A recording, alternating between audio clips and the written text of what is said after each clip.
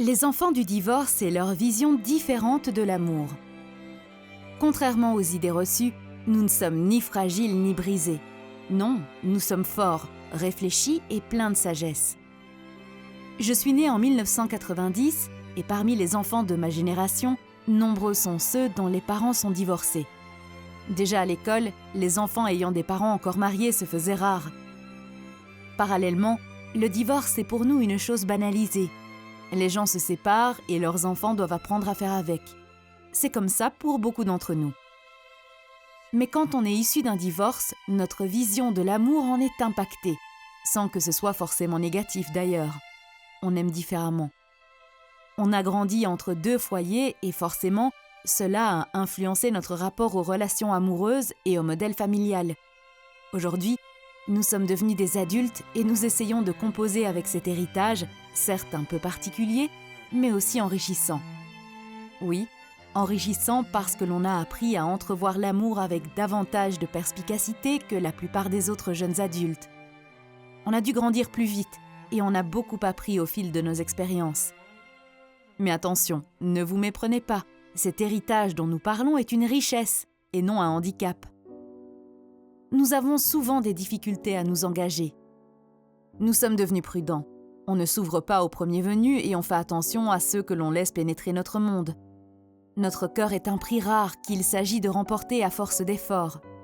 Mais attention, le divorce de nos parents ne nous a pas empêchés de croire en l'amour. Au contraire, nous croyons en le véritable amour. Celui qui est difficile à trouver mais qui est plein de merveilles. Mais nous avons été témoins des chagrins et des douleurs que l'amour peut entraîner. Pour cette raison, on a souvent du mal à s'engager et avons même la fâcheuse tendance de repousser les autres. Passer nos barrières, il vous faudra certainement un peu plus de temps et d'efforts qu'avec quelqu'un dont la vie familiale a été différente. Mais croyez-moi, ça en vaut la peine. Nous avons les pieds sur terre. Nous sommes réalistes et pragmatiques. Les contes de fées et les fins heureuses, très peu pour nous. De fait, nous savons que l'amour n'est pas toujours suffisant et qu'entretenir une relation durable nécessite plus que ça. Nous sommes tous différents, mais la plupart d'entre nous ne sont pas romantiques. Pas besoin de douzaines de roses et de slow langoureux pour nous séduire. Nous savons qu'une relation va au-delà de cette superficialité. Nous désirons davantage que des promesses vaines. Nous voulons des actes d'amour. Les deux qualités principales que nous recherchons sont la loyauté et la communication. Nous avons aussi appris la clairvoyance. Nous savons lire entre les lignes et décrypter les gens. Nous avons aussi tout vu et tout entendu. Plus rien ne nous choque. Alors, n'hésitez pas à être honnête avec nous. Nous n'avons pas peur de la vérité. Nous ne sommes plus des enfants. Nous ne sommes pas à la recherche de la perfection. Nous le disions, nous sommes réalistes. Et de fait, nous avons bien compris que la vie était faite de hasard. La vie est imprévisible et pleine de surprises. Nous connaissons aussi les réalités d'un mariage, les déménagements, les mutations, les démissions, le chômage, la maladie ou même la mort. Tout peut arriver et nous en avons pleinement conscience. Nous y sommes préparés, du moins autant qu'on puisse l'être. Bref, nous savons que la vie maritale n'est pas un conte de fées et que l'on se marie pour le meilleur comme pour le pire. Et puis viennent les enfants. Les jours avec et les jours sans, etc. Nous voulons un partenaire qui saura nous accompagner et nous épauler au fil de toutes nos épreuves et aussi de tous nos bonheurs. Pour ma part, je ne veux pas d'un homme qui ne se préoccupe que de la tenue que je porte ou du maquillage que je mets. Je veux quelqu'un qui m'accepte tel que je suis dans la vie de tous les jours.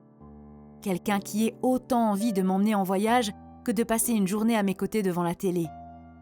Je veux un partenaire de vie, pas un pote avec qui publier des clichés sur Instagram. Nous savons ce que nous voulons et ce que nous ne voulons pas. Nous avons appris que dans la vie, on était toujours seuls. Nous avons donc aussi appris à penser d'abord à nous. Nous nous concentrons sur notre propre bien-être et sur les manières d'évoluer, de grandir. De même, nos priorités sont souvent similaires. Nos études, notre vie professionnelle, nos croyances et notre famille. Nous sommes des êtres férocement indépendants et autonomes. Nous ne voulons surtout pas dépendre des autres et encore moins de la personne avec qui on partagerait notre vie. Parce que la vérité, c'est qu'on ne sait jamais si cette personne sera là pour toujours. Encore une fois, on ne sait jamais ce que la vie nous réserve. Comme beaucoup d'autres jeunes gens, nous avons envie de fonder une famille. Mais nous savons l'importance de nous concentrer d'abord sur nos études, puis sur l'évolution de notre carrière professionnelle. Nous voulons être indépendants financièrement avant d'avoir à élever des enfants. Nous voulons pouvoir leur offrir le meilleur.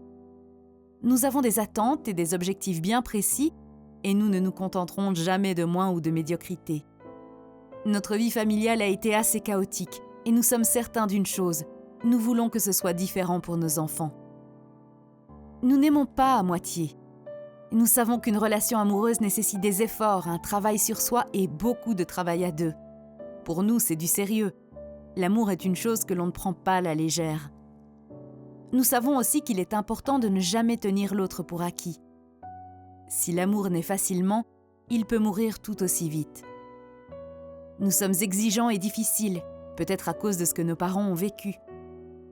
Nous connaissons les difficultés et avons aussi appris à faire de notre mieux pour les éviter ou les surmonter. Nous savons que les disputes sont inévitables. Nous savons que les secrets sont néfastes et à l'origine de beaucoup de ruptures. Nous savons que rien n'est parfait, ni nous, ni vous, ni nos relations actuelles ou à venir. Mais le divorce n'est pas une option. Donc, nous voulons être sûrs de nous. Nous ne voulons pas démarrer une relation si ce n'est pas pour qu'elle dure. Nous n'y pouvons rien, mais avoir été témoins de ce qu'ont enduré nos parents nous a rendus plus forts. Les erreurs nous ont rendus plus sages. Leur manière de tirer des leçons de leurs erreurs nous ont beaucoup appris. Nous sommes bien plus matures que nous devrions l'être et nous avons réussi à faire de cette histoire qui est la nôtre une véritable force, mise au service de nos propres relations amoureuses.